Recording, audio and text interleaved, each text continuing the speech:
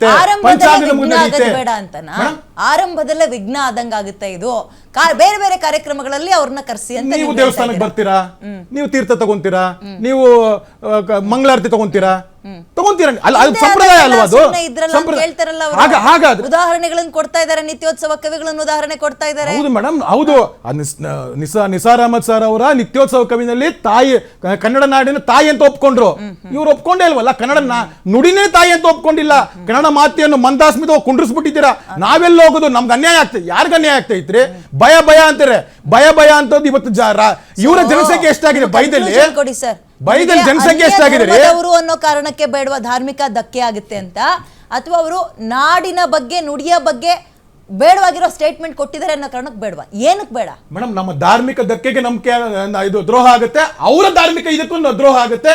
ನೀವು ನಾಡದೇವ ಬಗ್ಗೆ ಮಾತಾಡಿರುವಂತ ಇದು ಎಲ್ಲಾ ಜನರ ಎಲ್ಲರ ಮನಸ್ಸು. 2009 ಅಲ್ಲಿ ನೀವೇ ಇದ್ರಿ ಅಧಿಕಾರದಲ್ಲಿ. ಯಡಿಯೂರಪ್ಪ ಅವರು ನೀವೆಲ್ಲ ಪ್ಲಾನ್ ಮಾಡಿದ್ದು ಉದ್ಘಾಟನೆಗೆ ಅಬ್ದುಲ್ ಕಲಾಂ ಅವ್ರನ್ನ ಕರೆಸಬೇಕು ಅಂತ. ಅವಾಗ ಧಾರ್ಮಿಕ ಧಕ್ಕೆಗೆ ನಂಬಿಕೆ, ಅಂದ್ರೆ ಧಾರ್ಮಿಕ ನಂಬಿಕೆಗೆ ಧಕ್ಕೆ ಆಗುತ್ತೆ ಅಂತ ಅನಿಸ್ಲಿಲ್ವಾ? ಖಂಡಿತ ಇಲ್ಲ. ಯಾಕಂದ್ರೆ ಅಬ್ದುಲ್ ಕಲಾಂ ಅವರು ವೀಣೆ ನುಡಿಸ್ತಾ ಇದ್ರು. ವೀಣೆ ನುಡಿಸಿರುವಂತದ್ದು ಸರಸ್ವತಿ ಐದಂತದಲ್ಲಿ. ಸರಸ್ವತಿಯನ್ನ ತನ್ನ ಸರಸ್ವತಿ ಇದಕ್ಕಂತದ್ದು ಬೇಕಾದಂಗಲ್ಲ ಮೇಡಮ್, ಬೇಕಾದಂಗಲ್ಲ. ಯಾರು ಈ ನಾಡಿನನ್ನು, ಈ ದೇಶವನ್ನು ತಾಯಿ ನೆಲವಾಗಿ ಕರ್ಮಭೂಮಿಯಾಗಿ ತಡ್ಕೊಂತಾರೋ ಅವರೆಲ್ಲ ಒಪ್ಕೊಂತೀವಿ. ಇವರು ನುಡಿಯನ್ನೇ ಒಪ್ಕೊಳ್ತಾ ಇರೋರು ಯಾವ ರೀತಿ ಒಪ್ಕೊಂತೀರಾ? ನೋಡಿ, ಫಸ್ಟ್ ಕಾಮೆಂಟಿಗೆ ನಿಮ್ಗೆ ಟೈಮ್ ಕೊಟ್ಟೆ. ನೇರವಾಗಿ ಒಂದು ಪ್ರಶ್ನೆ ಕೇಳ್ತೀನಿ.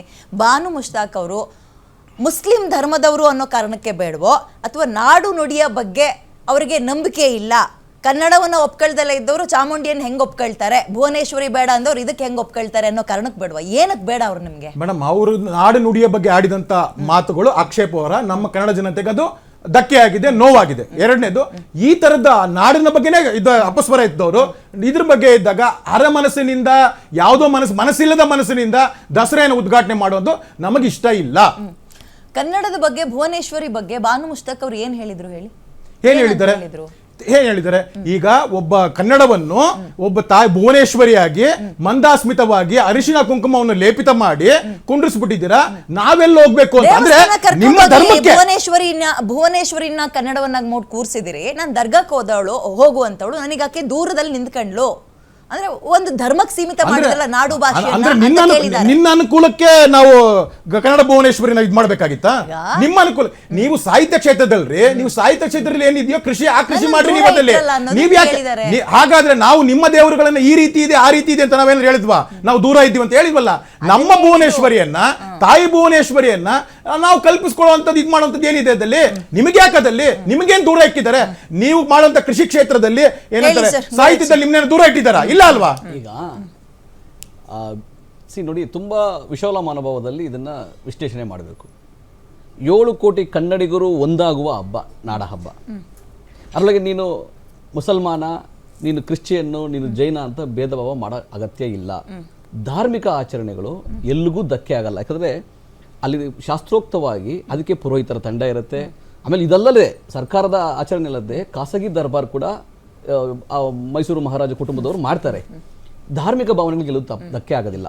ಇದು ಸಾಂಸ್ಕೃತಿಕ ಮತ್ತೆ ಒಂದು ಪಾರಂಪರಿಕ ಕಲ್ಚರ್ ಆಗಿರೋದ್ರಿಂದ ಇದನ್ನು ಉದ್ಘಾಟನೆ ಮಾಡಿ ಎಲ್ಲರನ್ನೂ ಪಾಲ್ಗೊಳ್ಬೇಕು. ನೋಡಿ, ರಾಜ್ಯದಲ್ಲಿ ಮುಸಲ್ಮಾನ ಬಂಧುಗಳು 15% ಹೆಚ್ಚಿಗೆ ಇದ್ದಾರೆ. 1 ಕೋಟಿ ಜನದವರೆಗೂ ಇದ್ದಾರೆ. ಅವರನ್ನೂ ಒಳಗೊಂಡಂತೆ ಈ ಆಚರಣೆ ಮಾಡೋದು ಬಿಜೆಪಿಗೆ ಬೇಡವಾ ಅಂತ ನನಗೆ ಆಶ್ಚರ್ಯ ಆಗ್ತಾ ಇರೋದು. ಯಾಕಂದ್ರೆ ಈಗ ಇದರ ಇತಿಹಾಸನೇ ಇದೆ, ಇದಕ್ಕೆ ಎಲ್ಲರೂ ಪಾಲ್ಗೊಳ್ಳುವಂಥ ಇತಿಹಾಸ ಆಗಿದೆ. ಸುಮಾರು 100 ಕಂಟ್ರಿಗಳಿಂದ ಇದನ್ನ ವೀಕ್ಷಣೆ ಮಾಡ್ತಾರೆ, ಅಥವಾ ಜನಗಳು ಬರ್ತಾರೆ. ಅವರೆಲ್ಲ ಹಿಂದೂಗಳೇ ಬರ್ತಾರಾ? ಕ್ರಿಶ್ಚಿಯನ್ಸ್ ಬರ್ತಾರೆ, ಮುಸಲ್ಮಾನ್ ಬರ್ತಾರೆ, ಎಲ್ಲ ಭಾಷೆ, ಎಲ್ಲ ಧರ್ಮದವರು ಬರ್ತಾರೆ.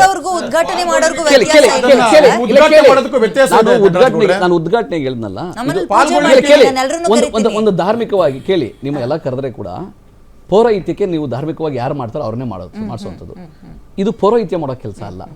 ಇದು ಉದ್ಘಾಟನೆ ಅಂದ್ರೆ ಯಾರೋ ಸಾಧಕರಿಂದ. ನಾವು ಡಾಕ್ಟರ್ ಮಂಜುನಾಥ್ ಅವರು ಇದನ್ನ ಆಚರಣೆ ಮಾಡಿದ್ರು, ಚಂದ್ರಶೇಖರ್ ಕಂಬಾರ್ ಮಾಡಿದ್ರು, ಅಂಬರೀಷ್ ಮಾಡಿದ್ರು, ನಾದಬ್ರಹ್ಮ ಹಂಸಲೇಖ ಅವರು ಉದ್ಘಾಟನೆ ಮಾಡಿದ್ರು. ನೋಡಿ, ಎಲ್ಲರಿಗೂ ಇದು ಅವಕಾಶ ಇದೆ. ಯಾರು ಸಾಧಕರಿದ್ದಾರೆ ಅವ್ರಿಗೆ ಒಂದು ಕೊಡೋ ಗೌರವ ಅಂತ ಹೇಳಿ ಇದನ್ನ ಒಂದು ಪರಂಪರೆಯಾಗಿ ನಾವು ಸೃಷ್ಟಿ ಮಾಡ್ಕೊಂಡು ಹೋಗ್ಬೇಕೆ ಹೊರತು, ಒಂದು ಸಾಂಸ್ಕೃತಿಕ ಹಬ್ಬವಾಗಿ ನೋಡ್ಬೇಕೆ ಹೊರತು, ಎಲ್ಲರೂ ಒಳಗೊಳ್ಳುವಂತೆ ಮಾಡುವಂತ ಹಬ್ಬವಾಗಿ ನೋಡ್ಬೇಕೆ ಹೊರತು ಬಿಜೆಪಿಯವರು ಸಂಕುಚಿತ ಮನೋಭಾವವನ್ನು ಬಿಡಬೇಕಾಗ್ತದೆ. ಆಮೇಲೆ ಅವರು ಭುವನೇಶ್ವರಿ ಏನೋ ಅಂದ್ರೂ ಇಲ್ಲ, ಅವರು ಕನ್ನಡವನ್ನ ಇನ್ನೂ ಎಲ್ಲರಿಗೂ ಹೋಗೋ ರೀತಿ, ಎಲ್ಲರೂ ಕಲಿಯೋ ರೀತಿ ಆಗಬೇಕು, ಎಲ್ಲರಿಗೂ ತಲುಪೋ ರೀತಿ ಆಗಬೇಕು ಅನ್ನೋ ವಿಶಾಲ ಮನೋಭಾವದಲ್ಲಿ ಅವ್ರು ಹೇಳಿರೋದೇ ಹೊರತು ಸಂಕುಚಿತ ಮನೋಭಾವದಲ್ಲಿ ಅವ್ರು ಹೇಳಿಲ್ಲ. ಅದನ್ನ ಬಿಜೆಪಿ ವಿಶ್ಲೇಷಣೆ ಈ ರೀತಿ ಮಾಡ್ತಾ ಇರೋದು. ಅವ್ರಿಗೆ ವಿವೇಚನೆಗೆ ಏನಾಗಿದೆ ನಮ್ಗೆ ಆಶ್ಚರ್ಯ ಆಗ್ತಾ ಇದೆ.